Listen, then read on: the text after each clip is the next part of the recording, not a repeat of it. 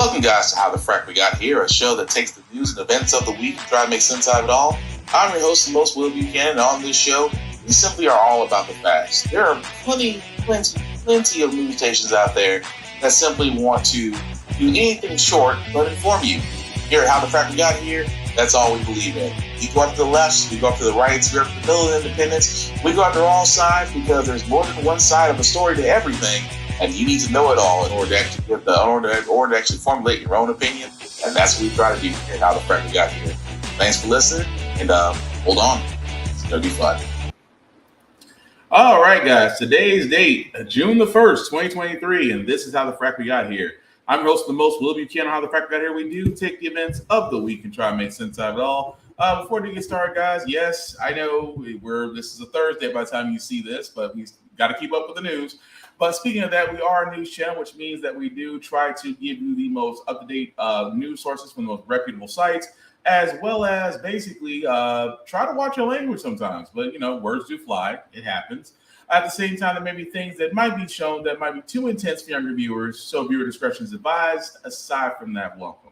All right, so usually we are beginning on a early morning Thursday, but that's all right because, again, a lot of news has happened. And the only way we can actually start is to go with the first. Well, there was a problem that Democrats and Republicans both had called the debt ceiling and a looming time clock to where the government may have defaulted on its financial obligations. And at this point, things looking rather dire, except for good old Joe and 15 times trying to be Speaker of the House. Kevin McCarthy finally had to sit down and talk. The first real test for President Biden and House Speaker Kevin McCarthy's debt deal, a critical House committee vote. Yes, I'm confident we'll pass the bill. The legislation to avoid a catastrophic default must pass by June 5th, and already lawmakers from both the conservative right and the progressive left are raising concerns. Not one Republican should vote for this deal. It is a bad deal. It is bad in a lot of respects. The bill will raise the debt ceiling for 2 years. And after Republicans demanded spending cuts, the deal caps non-defense spending to just a 1% increase over the next 2 years. It claws back unspent COVID aid and places new work requirements for some adults on food stamps. Still, some House conservatives are worried McCarthy gave up too much. And some are entertaining what's called a motion to vacate, a vote to remove McCarthy as Speaker. How do you view the motion to vacate in this situation? I mean, as a tool to fix Republican leadership to align with the Republican conference. But McCarthy believes the bill's future is solid and his speakership is not in danger. I'm not sure what in the bill people are concerned about. It is the largest savings of $2.1 trillion we've ever had. Are they opposed to work requirements for welfare? All right, Ryan joins us now live. Ryan, you know this bipartisanship is so rare now, but both the president and speaker are counting on it for this to pass. That's exactly right, Tom. We know that there are enough no Republican votes right now to sink this bill. That means the president and the speaker are going to have to lean on their political allies in order for it to pass. Okay, so again, this was earlier today, or I should say earlier Wednesday, that the 11th hour was coming up, that they did reach a tentative agreement that had to be submitted to the House to be approved and move on to the Senate. And from there would meet the president's desk in record timing to avoid a financial fiscal disaster. That being said, left the midnight hour, I can report that the House did agree to approve the debt limit plan moving forward. It goes to the Senate. But of course, House Speaker Kevin McCarthy just had to, I guess, take a victory lap that really wasn't a victory lap. You'll see what I'm talking about in a minute. On February 1st, I got my first meeting with the president. I've been thinking about this day before my vote for speaker, because I knew the debt ceiling was coming. I wanted to make history. I wanted to do something no other Congress has done. That we would literally turn the ship. That for the first time in quite some time, we'd spend less than we spent the year before. Tonight, we all made history because this is the biggest cut and savings this Congress has ever voted for. And it's not that we're just voting for it. This is going to be law. $2.1 trillion. You've all covered this entire battle. You were there on February 1st when I walked out after talking to the president. And I was kind of hopeful because he told me in that meeting we would meet again. He sat next to me at the prayer breakfast the next morning. He told the entire crowd that we would meet again. But for 97 days, he said no. People look at me and say, why are you always an optimist? Because I know as an American, tomorrow will be better than today. I had to be an optimist that every day I woke up and said, maybe today the president would change his mind. Maybe today he'd want to put the country first. Maybe today he'd want to meet. But he never did. Not until our entire conference passed the bill. The Senate never did. They took no action. The Democrats' plan was to do a discharge petition to only raise the debt ceiling, and we'd have no savings. We'd take us further off the cliff. But when I finally got to meet with the president, we couldn't talk about the entire budget. We couldn't talk about and look at places that we could have savings. We could only focus on 11% of the budget. But in that 11%, not only did we give you the greatest savings in American history, there's going to be people who are on welfare today that will no longer be on welfare, that they will find a job because of the work requirement. And not just when they find that job, their self-worth, their attitudes are going to change. They're going to believe in themselves. They're going to be able to buy a house, send their kids to college because of the vote we took tonight. Yeah, you heard it, folks. You heard a man that, you heard that man there. Yes, that man. You heard him sit there and say, well, we've done a great thing, America. We've done a great thing. We have made the president listen.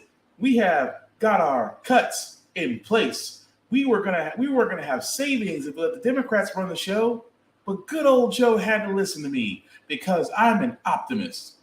Well, I guess you gotta be, considering the fact it took them 15 times to make you Speaker of the House, despite, multiple crazy nut Republicans that didn't want you there.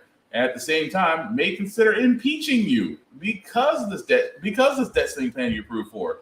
Needless to say, guys, a lot of people were not happy, Democrats and Republicans alike, about this debt ceiling bill, mostly because, well, before we get into it, understand that Republicans don't see, Republicans truly believe that if you're able to work, then you don't need welfare.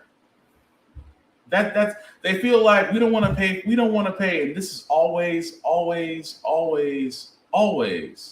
been the narrative. The narrative for Republicans and conservatives has always been that if you give them money, they won't work. They're lazy. What they're not saying is people of color won't work. Because if you give people of color money, if you give people of color food stamps, if you give people of color rental assistance, they don't want to work. They have no incentive to work. So they'll sit there and collect government checks while the rest of us, and this is the lie they tell, when it couldn't be farther from the truth. Because everybody, for a good majority of us, want to work. We have to work to have money. We need money to survive. We need money to pay bills, keep a roof over our heads, food on our tables, pay for our children's education, clothing, things of that nature. We need money to survive. At the same time, we do need jobs as a sense of purpose. Nobody has ever sat at home and said, well, if the government gives me money, why do I need to do anything? Because they see a few people out of a stereotype and judge that among an entire ethnic group, which is completely unfair, considering the fact that the face of welfare is not a person of color, but Caucasians. Kentucky and Mississippi, the greatest number of welfare recipients, 95% white.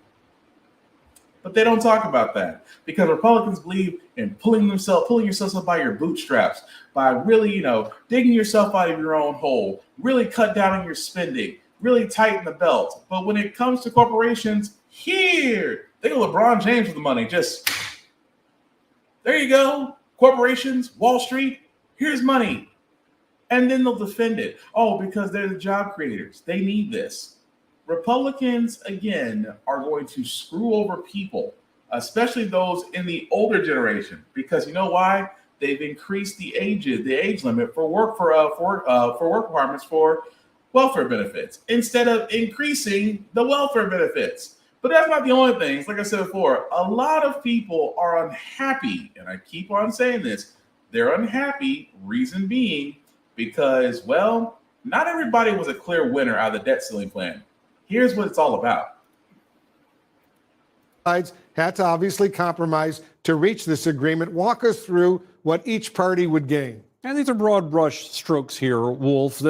Some people don't think there's such big gains in either party. Nonetheless, on the Republican wins, let's start with that. Non-defense spending is capped. Defense spending is actually going to go up a little bit, but spending on things like education and transportation and law enforcement and all those sorts of programs, discretionary spending, those will be basically level for the next 2 years under this deal. Work requirements will be expanded for food stamps a little bit, in that the upper limit of the age of people who might have to work to get food stamps has been moved up some, something that Republicans wanted. Many wanted more than what they got here. They'll claw back $30 billion in COVID funds, money not spent on COVID. They think that could help balance things out. They will restart student loan payments. The suspension of student loan payments started under Donald Trump. It has continued under Joe Biden, both presidents thinking it was necessary. The plan has been to restart those anyway. Don't confuse this, though, with the plan to forgive student loans that the Supreme Court is considering right now. It's a different matter. And cut IRS funding. A lot of Democrats have really backed this plan that's out there. It's already been approved to put more money into the tracking down of wealthy taxpayers to make them pay more of their share. Republicans have said, no, you're just going after all taxpayers. We don't want more of this. That's been cut back a little bit too. So, Tom, those are the areas in which Republican leadership can argue they negotiated wins for their caucus. How about the Democrats and the Biden White House? Well, you can start there, Wolf, with the simple fact that they have a deal. If you're the administration and one of these fights come up, it really is going to be incumbent upon you to come up with some kind of a deal, despite the fact that some on the Republican side said they would take no compromise. There are compromises here, and a deal has been reached. No work requirements for people receiving Medicaid. That is the health program for people of low income and other concerns. There will be no work requirements for that, though some Republicans want it. Maintain climate and clean energy initiatives. Again, some Republicans were not keen on that. Democrats said they have to have it. They really wanted it. That basically is going untouched. A few little minor things. And the debt limit will be suspended until 2025. You could argue that this is a win for both parties, Wolf, because it lets them get through this next election without having this explosive matter on the table, and it will allow them to each try to consolidate their position with the voters. So there's a little bit on both sides, Wolf. There's something on both sides that will irritate their core base, even as it helps them along. Well, he's right about one thing. Nobody's happy. Let's be honest here, and I say this with all certainty, that let me get this straight. Republicans are happy. Well, I'll tell you why they're happy. Number one, the student loans are going to be restarted at the end of August. Student loan payments, the hardest things to kind of get rid of because pay hasn't increased, but everything else has. The fact that, that predatory lending is still allowed, that the amount of interest loans on these student loans given to kids who may or may not have a good financial literacy background, signing loans they'll be stuck with for the rest of their days. Yeah, those payments are starting back up. And they're not payments that'll pay down student loans. That's just the interest. Keep in mind that Republicans wanted this because their donors, which were mostly banks and private banks who lent out these loans, and private companies that lent out these loans, were saying we can't collect on the interest rates, we can't collect the interest payments on these student loans. Not the fact that we can't help students because we always have money, but we cannot collect the extra payment off these student loans because of the way these loans are set up. Republicans fought tooth and nail, not only against Biden's student loan debt forgiveness plan, which, by the way, is still the Supreme Court, which again makes me nauseous because it is still a 6-3 conservative majority over there. So no telling which way the wind's going to blow on that, because the Supreme Court could vote to get involved, or they could vote to not get involved. Which again, we're waiting. Everybody who has student loans waiting on bated breath to see what these 9 people are going to do. But really, we're waiting on the idea of what 6 people will do. But at the way the Supreme Court has been, if they get extra security for any decision, and I do mean extra security, you've already gotten a decision they're about to make. But outside of student loan payments being restarted, they wanted to cut IRS funding. This has always been the Republican scare tactic, because the IRS, for anybody who's ever called them, anybody who's ever talked to them, anybody who's ever dealt with them, it is a tedious, it is a painful, it is a impatient way of trying to get our finances for America to collect its money from its citizens. The $80+ billion that was going to go to the IRS was supposed to be for hiring new agents, was actually supposed to streamline processes, was supposed to make one of the most annoying departments in the U.S. government run a little bit more efficient. Here's Republicans. They're hiring so many more people to go after your taxes. No, because again, first and foremost, if there's a person out there who is a billionaire that writes off 99% of his taxes, and you, ordinary Joe, you do your taxes every year, and you may get 1,000, maybe 2,000 at best. Who do you think the government's going to go for? The billionaire or you? I can guarantee 9 times out of 10 it won't be you, because compared to the billionaire who has money, who could pay his taxes, and guess what? Still have money. That's the people they're going to go after. But again, listen to most conservative media, Fox News and all of them, made the IRS to be like the big bad wolf come tax season. They're going to come up to you. They're going to audit you. They're going to take your paycheck, all this stuff. Scare taxes is what it is. But anyway, under this deal, the IRS funding got cut. They took $1.2 billion away from them because, again, they consider it as moral victory. And then the non-defense spending caps, which, if you heard, defense spending increased under the debt ceiling. Defense spending. The same group of individuals under the Department of Defense, the U.S. Pentagon, all of them, their spending increased. This is coming from a department that hasn't passed a successful audit since never. And under this debt ceiling plan, their spending increased. But you know what did get capped? Non-defense spending, education, transportation, things that didn't have to do with war are capped. But anything dealing with war increased. Make that make sense. On top of that, the work requirements expanded for food stamps. I want to talk about that because, again, this is Republicans. Going back to them. Well, it'll fill you with a sense of pride if you could just find a job. It's not about a sense of pride. Let me tell you something. Very few people, and I say this very nicely, very few people find happiness in jobs. Very few. For the remainder of us, look, we tolerate the job just because it pays well, or the benefits are great, or it has some other positive impact on us that makes us tolerate that BS we call a job. Now, everybody loves a career. If you're working your career, great. Everybody loves a career. Very few people actually love their job. A good majority of us hate our jobs, but we tolerate them because, again, without them, we'd be on the street. But again, going back to Republicans, they wanted to increase the ages of those work requirements for welfare, which used to be 18 to 49. Republicans wanted it to bump up to 18 to 54. Now, you're probably wondering, why am I mentioning that? Well, 54 is around the age of senior citizens that may or may not be considering retirement, maybe taking up a part-time job, things of that nature, or just, may not be so able to actually work the hours they used to work. That being said, on this new debt ceiling plan, if a 54-year-old either a 50 to 54-year-old did want to get welfare benefits, they're now required to work.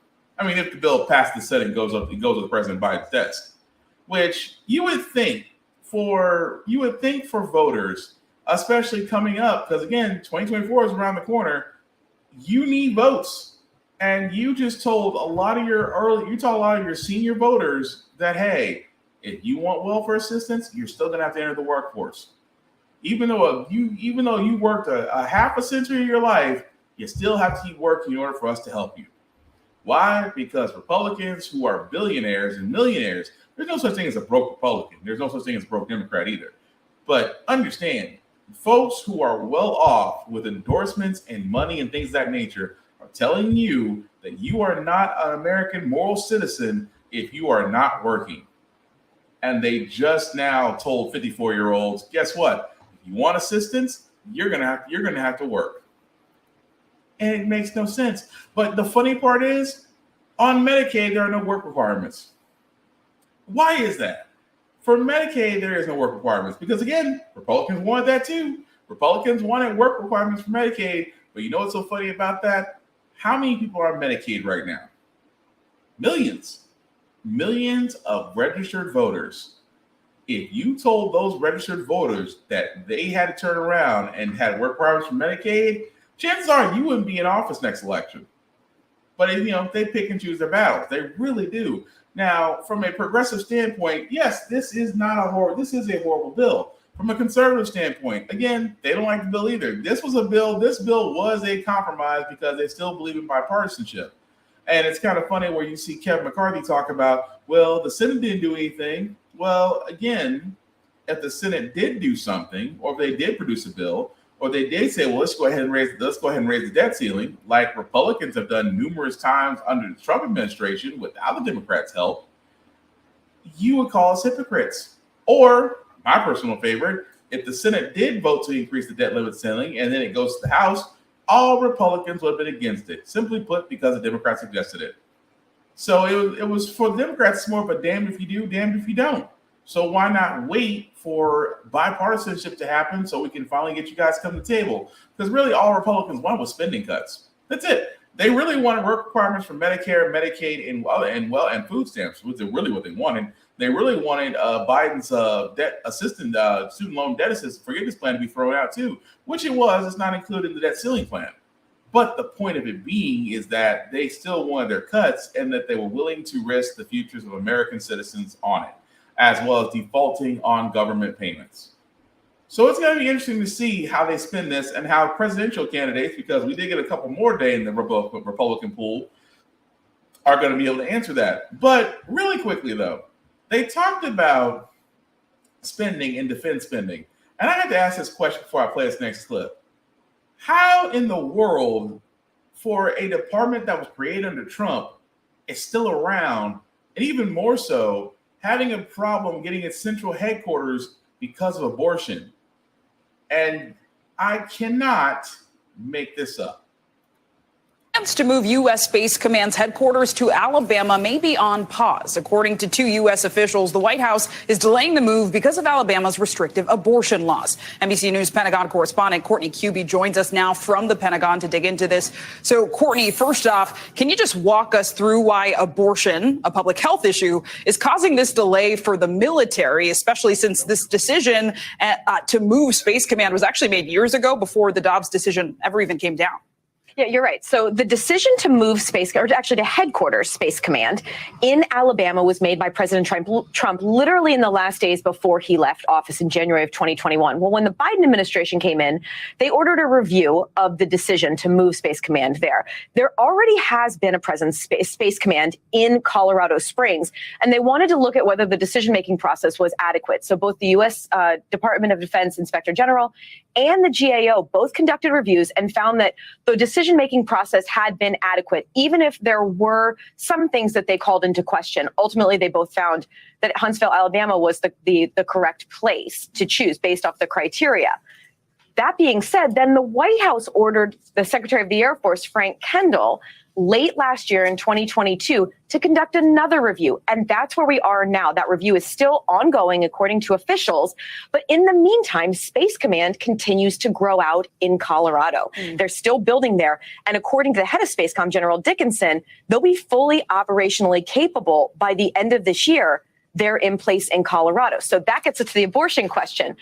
According to the officials we spoke with, there is some concern or belief that the White House, the Biden administration, has decided to continue to delay any decision to move Space Command to Huntsville because of this restricted abortion policy. They're concerned because there's no military hospital there for the 1,400 roughly personnel who would be moved there under Space Command, that women and dependents wouldn't have access to some reproductive care and would have to leave the state. That's according to these officials we spoke with, St. Clair. That's a really helpful breakdown, Courtney. So I wonder then, if the president decides to keep Space Command in Colorado, sounds like that may be happening. What does that mean for this military branch and future projects? So there are a bunch of members of the U.S. military, senior leaders, who actually are in favor of keeping it in Colorado. They claim that they're concerned about any kind of an operational pause. But the reality is, this is a headquarters that they would be moving to Alabama. So they could maintain their operations even if they were to move it to another location. All right, NBC News, Pentagon. Now again, okay, it could be just me. U.S. Space Command. How is it still a thing? I mean, when Trump brought it up during his administration and said that he wants to establish the world's first U.S. Defense Space Force, we all thought it was a joke. And then they created one. And we still have, it's just like his Trump's tax plan cuts. They're still around. I am trying to figure out for the life of me that all the president has to do is make one phone call. President Biden, if you ever seem to gauge or someone tells you about this podcast, I have to ask this question, or even ask the defense, ask the Department of Defense, Mr. Secretary of Defense, why do we still have a U.S. Space Command? Why?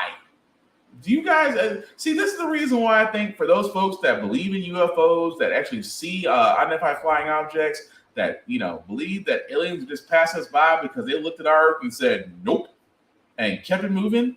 You're giving them hope, because I cannot think of another reason why in the blue hell we still have a U.S. Space Command when our NASA project isn't what it used to be. And you want to talk about wasteful government spending? If I was the Republicans, there's Exhibit A right there. Why do we have a Space Command? Why do we have a Space Force? Why? What is out there that we got defense up about? I doubt there's a xenomorph out there that's looking at our Earth and going, Golden Corral buffet, green light, go right ahead. I don't, but it's wasteful spending. The same things, and this is going to the same Department of Defense, where if the Senate decides to go ahead and approve what the House already did on, that very same Department of Defense budget is going to get increased. But again, for some odd reason, we still have to have a U.S. Space Command. Figure that out. But again, I did talk about elections, guys, because the reason why I talk about elections, because they're heating up. Next year is going to be the presidential election. Biden has already said he's going to be running. No Democrats have came forward yet, which I'm very surprised by. I am very surprised because usually there's one or two. I mean, don't get me wrong, Bernie Sanders has tried it. Elizabeth Warren has tried it. Marianne Williamson has tried it. But, I don't hear anybody really going up against Joe and saying, I think we need a different style of leadership. I hope somebody does. I hope somebody progressive does. I would love to see AOC. I would love to see her run. I would love to see Bernie Sanders give another run. I would love to see those things because we do need more of a progressive mindset. That's just me. But on the other side, with the Republicans, now keep in mind, just last week we talked about one of the only two black guys in the GOP, Uncle Tom himself, Tim Scott, is joining the Republican primary as a candidate. Keep in mind, he joins Nikki Haley. Which that is not her real name. Also is running for president. We also said last week that dictator Ron DeSantis out of Florida has also announced to run. So therefore, you already have three candidates along with soon-to-be prison candidate Donald Trump, if he somehow makes it 2024 unscathed. So far, we have four potential presidential candidates going into 2024. And as of today, 2 more have been added. 24 race for the White House. Yes, indeed, it's heating up. Former Vice President Mike Pence is set to announce his presidential run next Wednesday. Joining us now, ABC News political director Rick Klein, also Alex Pruchet, who is in Iowa covering the campaign kickoff for Florida Governor Ron DeSantis. So, Rick, GOP primary clearly heating up. What are you learning about Pence's announcement, and how do you think he's received by voters compared to the GOP candidates who've already come forward and declared? Yeah, we'll be back in Iowa a week from today to cover the Pence announcement, which we were told will come next Wednesday. Not a big surprise. He's been openly talking about this possibility for some time, but there isn't much in his favorability numbers that suggests that he's done anything more to convince a lot of skeptical voters. It does look in the latest polling that he's kind of taken it from both sides. A lot of people that oppose Trump think he might be too close to Trump, but a bigger problem is that Trump loyalists view him as disloyal because the former president has said as much. It will be a tough needle to thread, but if he can thread it, it will go through Iowa, home to a disproportionate number of evangelical voters. That is the Pence sweet spot and where he hopes to be able to break through as a candidate. And Alex, yeah, there's no question that he's seen as a traitor by Trump. Pence does have a lot of name recognition, though, Alex. He's not named Trump, of course, but he's known to the country. You know, what do you think? How can his race for the White House impact this crowded Republican primary? Well, Terry, I mean, I think he's arguably the biggest name to enter this race. It's not either Trump or DeSantis, right? But on the topic of DeSantis, specifically, he has tried to campaign and make this a two-person race. We know that he's positioned this race that way to donors. It's been successful for him the last few months. Well, this increasing field, and certainly with the former vice president now entering, well, it changes that calculation, right? It changes the shaping there. And so I think that as Rick pointed out, certainly the former vice president has his own challenges threading a needle, being a part of that Trump administration, which will certainly resonate with some of the evangelicals here in Iowa, his principles and his policies, but also that Trump has called him out specifically as a traitor. And then now you juxtapose that with another politically aligned candidate in DeSantis. It's going to be a very, very tightly contested field here. All right, Rick Klein, Alex. Oh, it's going to be contested, all right. I mean, again, Mike Pence, the man who is by far the creepiest religious candidate I've ever seen, because anybody who speaks in a very monotone voice and calls his wife mother and is a devout Christian gives me serial killer vibes. That's all I'm saying, serial killer. But again, Mike Pence joined the group, so now we went from 4 to 5, but that's not all, because a very famous, infamous Republican candidate, former Governor Chris Christie, is also running.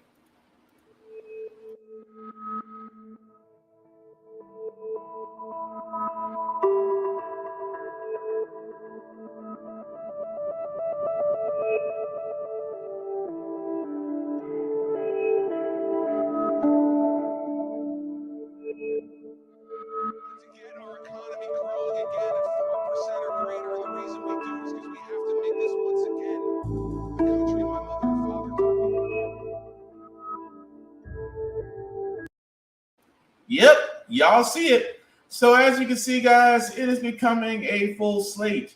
As you can see there, Governor Nikki Haley, that's not a real name, Senator Tim Scott, Governor Ron DeSantis, Trump, along with Pence, and it's shaping up to be quite the debate, although we have already heard that Trump will not be attending the debates. I wonder how they're going to do that, because, again, if you've never seen the newsroom, they actually do a presidential candidate debate format, which I love. It'll never happen in real life. But again, if you ever get a chance, watch it. Great show. But you see the presidential candidate field we have now. Governor Nikki Haley, who is so out of touch that it is damn near laughable. Senator Tim Scott believes that he is the example of Black people's victories by not being a victim, but being a victor. Yes, delusional, even his own Uncle Tom's Cabin. Governor Ron DeSantis, what else is there to say about the dictator of Florida that literally made LGBTQ people unwelcome there, as well as undocumented workers, Because if you haven't noticed, Florida's looking more like a ghost town. At the same time, he took on Disney and is losing that battle. Oh, and let's not also forget, again, creepy Christian, possibly closeted Christian Mike Pence.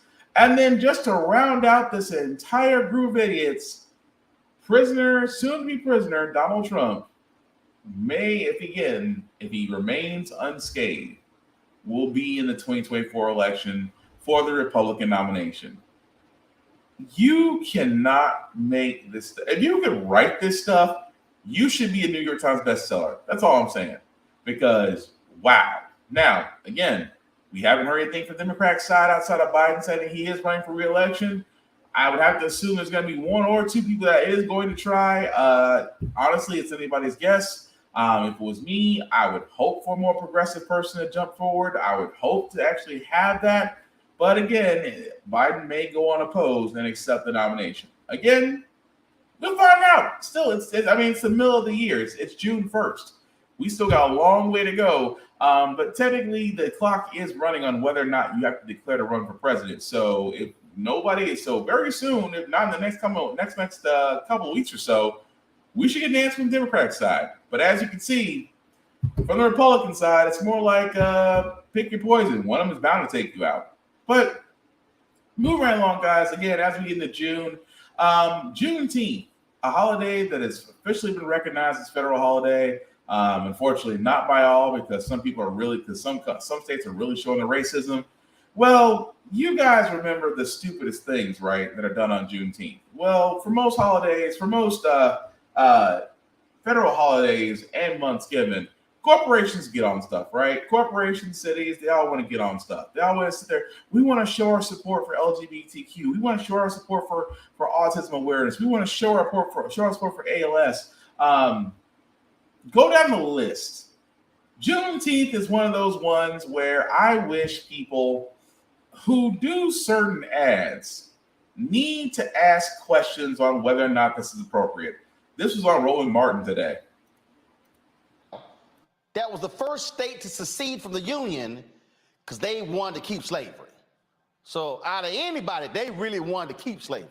So here are the banners that went up in this city right here. So you see these banners. You got a couple smiling white folks, Juneteenth, and it says an upstate. Drop the lower third, please. An upstate celebration of freedom, unity, and love. And so you see now, go back to the other one, because I want you to see the website, because the website is, go back to the other, is Juneteenth, JuneteenthGVL.org, JuneteenthGVL.org. And so obviously that is for Greenville. Well, let's just say that, when... I'm sorry, Roland. I got to stop you right there for a second. Because, this is worse than Walmart and their Juneteenth ice cream. Because let me explain something. This ain't it. Really and truly, this ain't it. When you see Juneteenth, number one, Juneteenth, for all intents and purposes, needs to be black people. I'm just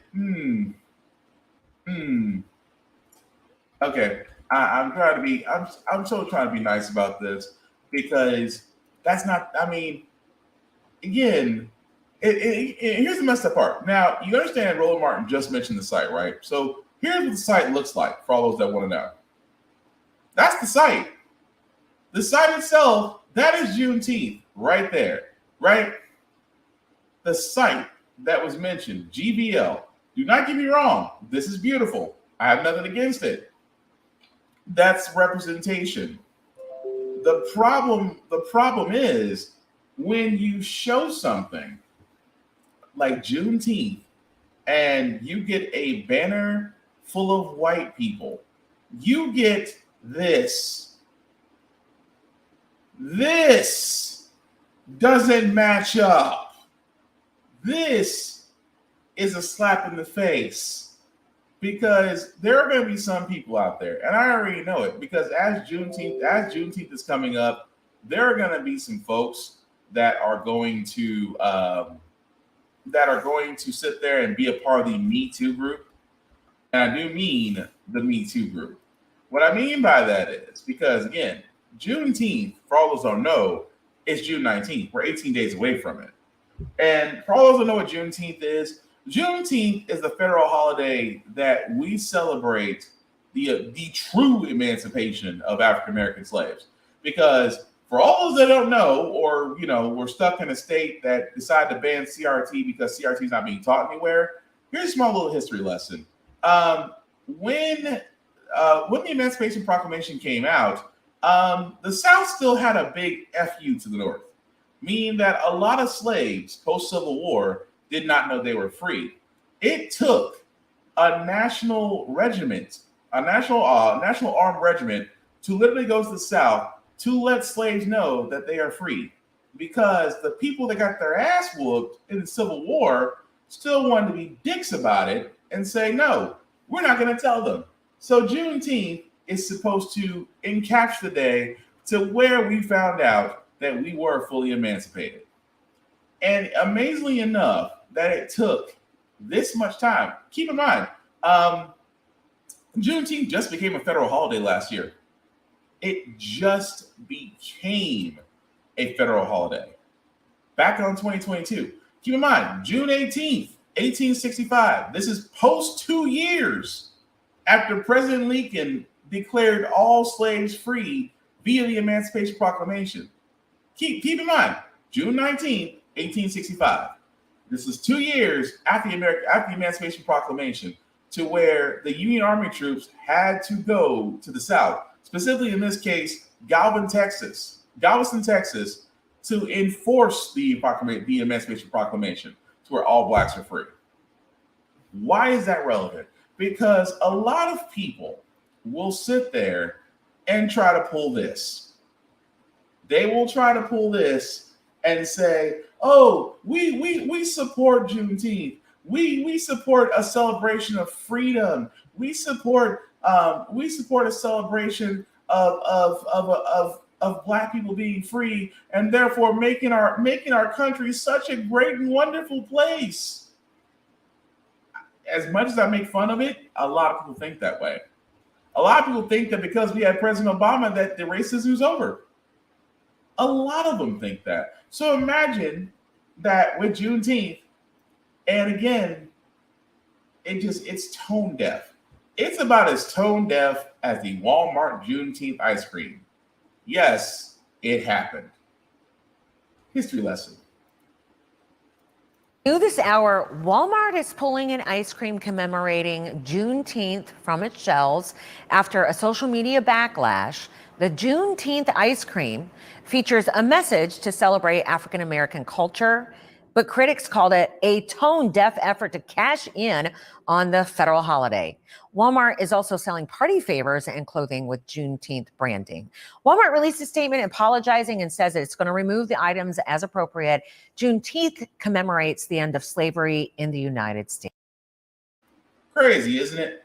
The ice cream thing, I will never let that go, Walmart. I'm sorry. I will never let it go. I will never let it go because it just shows you how tone deaf, how lacking of social and cultural awareness corporations and some of the Rice Cake Warrior Foundation really do have. That it would be different if Juneteenth was celebrated by those. It's like, you know what, but then again, we shouldn't be surprised. Because not too many, and again, correct me if I'm wrong, when Cinco de Mayo comes up, whose majority usually celebrates it? I'll wait. Or my personal, it's like or St. Patrick's Day. Majority of people that celebrate that. I mean, I can keep going down the line. It's just when it comes to cultural awareness. For example, Black people don't celebrate St. Patrick's Day. Sure, a lot of us may have Irish names, but we don't go around saying we're Irish for the day. We don't go around on Cinco de Mayo pretending to be of the Latinx community. We don't. A lot of us don't even celebrate July 4th the way a lot of you Rice Cake Warriors do. We just use it as an excuse to get together and grill and have a good old time because we weren't free on July 4th. History lesson. We weren't free. Now on July 4th, not only the birth of a nation, we still weren't free. When the Declaration of Independence and the U.S. Constitution were written and signed by slave owners, we still weren't free. But Juneteenth is our Emancipation Day, but it should be something that we hold in high regard. You want to sit there and be an ally to Black people during Juneteenth? Here's an idea. Simply leave us be. Leave us be or learn. Better yet, take it as a learning opportunity. Take it to learn what Juneteenth is. Take it to learn actual history, not just the whitewash history that DeSantis and others want to make sure that you don't have. Actually learn history and be informed and be cultured. You will be better for it. That's something you can do on Juneteenth. But just leave us be. That's all I'm asking. Moving right along, guys, I did want to cover this again because I talk about this a lot, about transgender sports. I've talked about it once before. I've sat there and said it is crazy that most conservatives will use the transgender subject as a way to defend women's rights, but will not defend a woman's rights over her body and her choices. Figure that one out. That being said, as you can see there, the governor of Alabama right there, Kay Ivey, signed a bill just this Tuesday, barring transgender athletes at public colleges and universities from competing in sports that align with their gender identities, which means that they have to align with the birth of their sex in order to actually compete. She pretty much said, look, if you are a biological male, you are not going to be competing in women and girls sports in Alabama. It's about fairness, plain and simple. Now, I'm going to honestly figure this out. How in the world is she going to, it is one thing to reinforce this in grades K through 12, but public universities and colleges, how? Because it's kind of great on paper, but that's all it is, considering the fact that the NCAA and other sports leagues are not implementing same things. They're actually welcoming them. And again, how is this again fairness to women? Well, if a transgender athlete comes in, they dominate a women's league because they used to be a man, but now they identify as a woman. It's unfair to the women. Maybe you should be asking yourself, why does it bother you that much? And you're a man. If you're a man, why are you bothered about a transgender person that decides to play on the biological team that the sex that they associate with? Why does it bother you? That's my question. Why does it bother you? Because, well, it's unfair to girls' sports. Okay, then you're going to do one of two things. You can either do a league for transgenders and a league for heterosexuals. But I'm going to tell you what happens when you do that. Because the NCAA doesn't care if the person is straight, gay, binary, non-binary, transgender. They can give a crap about the preferences. They're going to look at that said athlete and go, is that going to bring money to our school? Is that going to bring boosters to our school? Is that person, if we give them educational opportunities, are they going to return it back to us in the form of money? And let's just be honest, because transgenders are welcome in college sports, that little law that Governor Kay Ivey put in isn't going to do spit except hurt her state. That's it. It is simply going to hurt your state because much like Florida and their immigration bill that they put into place, do you think that it's not going to affect your way of life? It is. Especially the fact of the matter is that you're going to be wondering, why does nobody come to Alabama? We have great colleges and we have Alabama Crimson Tide, Roll Tide. Simply put, most athletes don't want to be harassed for their preferences in life that seem to be okay with everybody except you because you want to be nosy and have everybody live the way you want to live because that's where you were taught. But I digress. Amazon's got problems. Well, they always got problems. But again, we covered that there have been strikes. Unions have been attempted. One was successful. Two were not. Well, it looks like that the cracks are starting to show because Amazon workers in corporate offices have staged a walkout. This is after notice of their return to office, to where they basically argued and said they really didn't need office space because a lot of the work could be done from home. Whereas because these corporations have basically bought buildings, they have to sit here and I guess use them. Which again, I never understood. I never understood that for remote working has done wonders. It really has. For me, I love working from home. I don't have to get up and commute. I don't have to fight traffic. I don't have to get up early. I don't have to go bring lunch or make a lunch or look around for fast food areas to get lunch and then go back to work and then drive home and do the same thing over again for 5 days out the week. The fact that I can get up and I'm not trying to brag here, guys, but I'm just trying to tell you the fact that I can get up and walk 10 feet or 15 feet to my desk and work for 8 hours, that's relaxed. I could have everything being thrown at me, but because I'm at home, I'm relaxed. That being said, a lot of companies have figured out during the pandemic how their workers can work from home. We finally use the internet for other than streaming and other activities, as you judge yourself. But the fact that we figured out that we can work from home and still be efficient for a majority of our jobs, a lot of companies have and not only accepted that, but encouraged it. Why? You don't got to pay for building space. You only have to pay for storage and cloud services if you're using that. But leasing a building, because maintenance, electricity bills, water bills, the fact that you don't have that anymore, cost saver. But I love the fact that as Amazonians have staged this, it is interesting that they staged this at the main headquarters in Seattle, because again, it's untoppable. It's first and foremost, morale's at all-time low since coming back. The pay isn't the same, and at the same time, the work is dredging. So I love the fact that we are finally starting to see probably the largest online retailer right now is starting to have issues with its workforce. Does that mean that things are going to change? Who knows? All I know is when you strike, you better unionize, because again, unions work.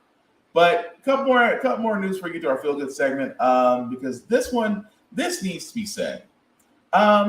We're not worried about it. We should be worried about education for two reasons. I'm gonna start with the first one. Teachers are quitting, and you should be concerned.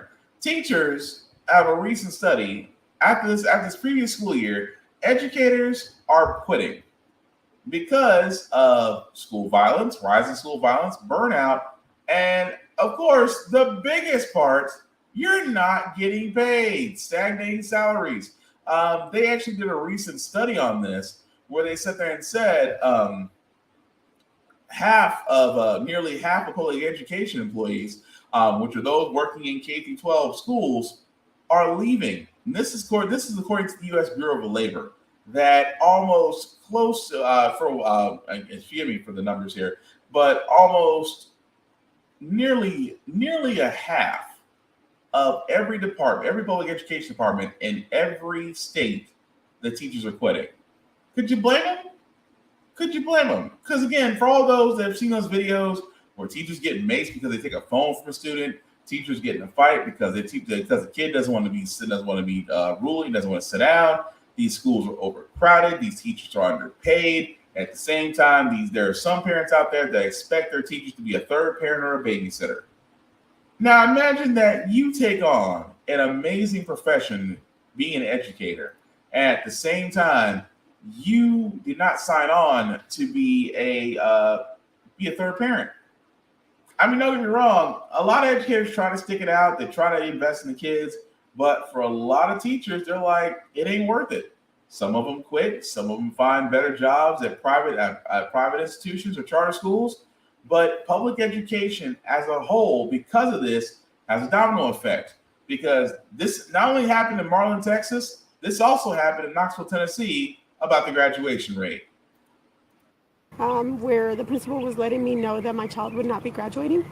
There are 38 students in the Marlin High senior class, but a week before graduation, only 5 were eligible to graduate. Now, we did notice that some students continue to have absences as well as fail courses. And one student was missing a history test requirement. But because he did junior year or half a junior year online, they failed to realize that he didn't test, which I find it kind of strange because I thought end of class exam was like the STAR test. And I thought everybody took it together at the same time. During class about a week ago, the principal called Salvador Guerrero to tell him he would not be graduating. At the time, I felt like singled out, like from mismanagement. Like, how do you let me do that? How do you let me miss out on such an important thing? According to Superintendent Dr. Daryl Henson, all students were given a course plan at the beginning of the year that the counseling team was supposed to help keep everyone on track. Now, the ownership of things not being completed on the plan does have to be both on the students and the campus. We have to make sure that throughout the year, we work together on ensuring that every child is completing and meeting all requirements.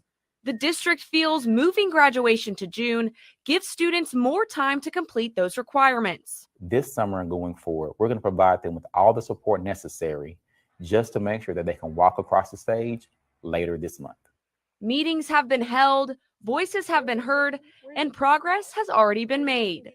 So over the past 3 days, including last night and this morning, we have had students here on campus making up seat time, turning in assignments, just doing all that they can to take responsibility to meet all graduation requirements. Okay, so what's crazy about that is that the school didn't really take responsibility. This was during a time where remote learning was going on, and remote learning, for all those that did it was interesting. But again, COVID was happening. Folks were still wondering how kids were going to react, and we're now seeing post ramifications of it. That you see less people graduating. In Knoxville, Tennessee, they actually, because of the same thing, because they do this stupid TCAP testing, that a lot of kids there are not passing, move on to next grade. But again, this goes back to what I said about education, that it is amazing that at the beginning of this podcast, we talked about non-defense spending being cut, and that's education. Well, you think education should be getting an increase, teachers should be getting paid, resources should be given more to these schools. Because honestly, if we gave education the same type of budget increase that we gave the Department of Defense, we'd have more smart people and less wars. Considering the fact that nobody wants to sign up for the armed forces anymore, it's getting a little hard to enlist. But that's always been the GOP's state of mind, that if we destroy something enough, that we can privatize it. If we can privatize from it, we can profit from it. And trust and believe when I say this, education is on the chopping block every year. And every year the GOP tries to find a way to undermine it more and more, to the point to where they can try to sit there and do my personal favorite, school choices. Your child can go anywhere that you want them to. Here's a voucher. Not realizing that in order for those vouchers to be present, that take the funding away from public education schools in order for your child to go to the school of their dreams. So again, that's their way of funding these private and charter schools, by taking funding from public schools. And that's just the tip of the iceberg. I mean, education itself really hasn't changed since the late 80s. At the same time, it is harder, and the methods haven't changed. It's just the people. It's just the teachers. But I can't knock the teachers, because I always say it best at this point. Teaching these days is kind of like corporate loyalty. You should only go to where you are paid for. Really and truly, there's no such thing as corporate loyalty, because they will fire you and not give you 2 weeks notice. They will fire you and wish you the best of luck, but they can also fire you and turn around and put an ad in on LinkedIn for your job within hours of you being fired. They don't care as long as the machine keeps running. But at the same time, with teachers, you're gonna have a hard time trying to convince somebody, hey, do you want to teach a crowd of unruly, possibly ill-supervised children and try to teach them math for 8 hours a day? Good luck. Because the educators are getting smarter, and they realize if you want our expertise, you're going to have to pay us. And I, for one, do not blame them. But last story we got, guys. Again, it's one of those stories that's it's hard to watch, because at the same time, this type of violence is all too common. But this one, it just hits home, because this all started because someone thought another person took a bottle of water. And now to South Carolina, where a community is on edge after a store owner allegedly shot and killed a teenager who was wrongly accused of shoplifting. Rick Chow is now facing a murder charge in the death of 14-year-old Cyrus Carmack Belton. Police say Chow had accused the teen of shoplifting bottles of water. The local sheriff says there is no evidence he stole anything. South Carolina NBC affiliate WIS-TV reporter Nick Neville is live near the store in South Carolina with more now. Nick, walk us through what happened here. Yes, good morning. So Chow had his first court appearance yesterday. Bond on that murder charge could not be set by the magistrate judge that he came before. It's going to have to be set by a circuit court judge at a later date. Representatives for the family of the victim, as well as for Chow, declined to speak at that hearing. Chow, for his part, also spoke very little at the hearing beyond saying, "Yes, Your Honor," acknowledging that he understood the judge's questions. Just to recap some of the facts of the case here, Chow's accused of chasing Cyrus out of the store Sunday night, suspecting him of shoplifting and then shooting him into the back. That's according to the Richland County Sheriff's Department. Richland County Sheriff Leon Lott says there's no evidence that he stole anything. RCSD has reviewed surveillance footage as part of the investigation. Sheriff Lott said even if he'd shoplifted 4 bottles of water, that's not something that you shoot anybody over. Chow and his son chased Cyrus down the street. The teenager fell, got back up and ran. Lott said Chow's son told his father that Cyrus was armed. According to RCSD, deputies recovered a gun believed to belong to the victim near his body. Now, on Monday, community activists and advocates against gun violence gathered here at this gas station, and those peaceful protests took a turn Monday night when the gas station was broken into. The entire property is now taped off. Sheriff Lott appearing exasperated in a news conference yesterday, saying that vandalizing the property and stealing beer has nothing to do with the murder of this 14-year-old boy. Let's take a listen to Sheriff Lott. That store did not shoot that 14-year-old. The person responsible has been arrested. He's in jail. He's in jail. Exactly where he needs to be. That's where justice is being served. Justice is being served by us going out and making an arrest.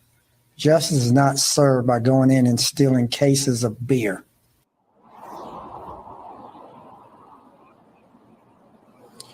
Now, I did have the opportunity briefly to speak with members of Cyrus's family yesterday, including his father.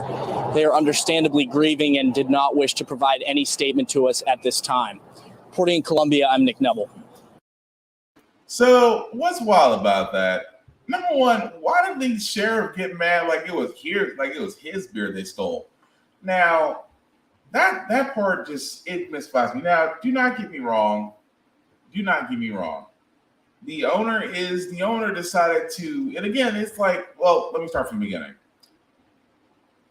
It's water. Look, if I'm running a store and I see somebody go for a bottle of water, I'm just gonna give it to them. Look, I'll lose what? $1, $2.40 in profit for water. It's water. It's something that, honestly, in my opinion, bottled water should never be charged. It literally should be free. Considering the fact that we need water to maintain our bodies, to maintain our earth, to maintain our systems, our maintenance systems, plumbing, things of that nature. The fact that water should be a divine human right is what it should be. The fact of the matter that people are charging for bottled water, that is a crime in itself. But even if I am a store owner and I see a kid taking a bottle of water, I'm like, dude, just take it. Take it. Go. I mean, it's water. It's water. At the same time, whether or not the kid did take it or not, and the fact that he's running away from people who are armed, and people who have been to defense classes knows this. If the threat is running away from you, there is no need to discharge a weapon. None. If they're running away from you, if they're not engaging you, then there's no threat. And yet at the same time, the store owner, Mr. Chow, decided to fire. So yes, he will see his day in court. He will have to answer that because there's no castle defense here for somebody that was running away from you and wasn't a threat to you.